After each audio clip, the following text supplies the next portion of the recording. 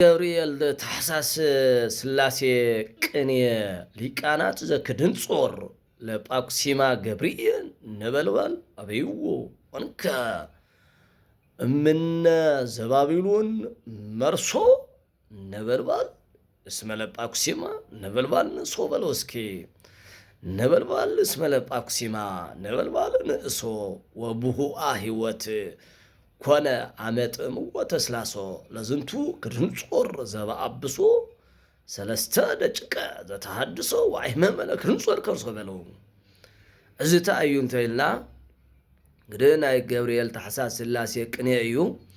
እዚ ተአዩ እንተይልና እዞም ናይ ክድንጾር ሽማግለታት ሊቃናት ዓበይት ሰባት ነቲ ነበልባል ሕምባሻ ዳቦ እምቢ ኢሎሞ ኣብቲ ወደብ ናይ ባቢሎን ወደብ ማለት እዩ። ኣብቲ ቤተ ክርስቲያን ክብረ በዓል ይኸድሞ ገብርኤል እምቢ ይብልዎ እንታይ ኮይኑ ነቲ ነበልባል ዳቦ ሓዊ ንኢስዎ ልጥ ኮይኑ እንደገና ወብሁአ ሕይወት ኮነ ብኹዕ ኮይኑ በቃ ልጥ ኮይኑ ሓደ ሕምባሻ ስኢሉ በቃ ልጥ ስለልኾነ ኣብዮም እምቢየን ወልዐይኑ ለውቲ ሕምባሻ ለኣብቲ ናይ ኣዳራሽ ኸይዶም እውን ኣብዚ ኣመጥእምዎ ኣብ ገዝኡ ኸይዶም ምስ ጣዓምዎ ኣብቲ ናይ ክድንጾር እምቢ በልዎ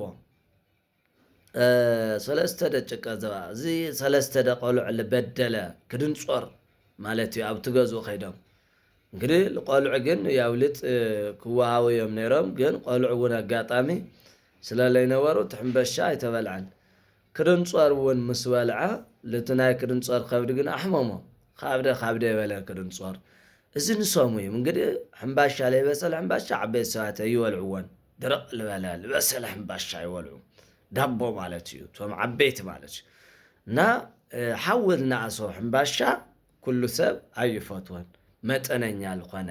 ስለዚ እዚ ልሶም ዝወርቁ ደግሞ ሊቃናት እዞም ናይ ክድንጾር ሓዊ ለንደዱ ለቲ ሓዊ እምቢ ይበልዎ። ምክንያቱ ኣህደሞም ወላፈን ውላ በለ ስላሰዓበ ቀቲልዎም እዩ ነይሩ ለኣቶም እውን። ስለዚ ልቲ ሓዊ ነበልባል ሓዊ ንእስዎ ማለት ሓዊ ለንደድዎ ሓዊ ነኣሰ ብገብርኤል ጠፍአ ማለት እዩ። ገብርኤል ኣጣፈ ኣነእሶ ልቲ ሓዊ ኣሕሰሮ ኣጥፍኦ ሕይወት ደሞ ኾነ እቲ ሓዊ ማለት እዩ። እንግዲህ ሕይወት ስለልኾነ ንሰለስተ ደቂቕ ሕይወት ኮይኑ ኣሎ።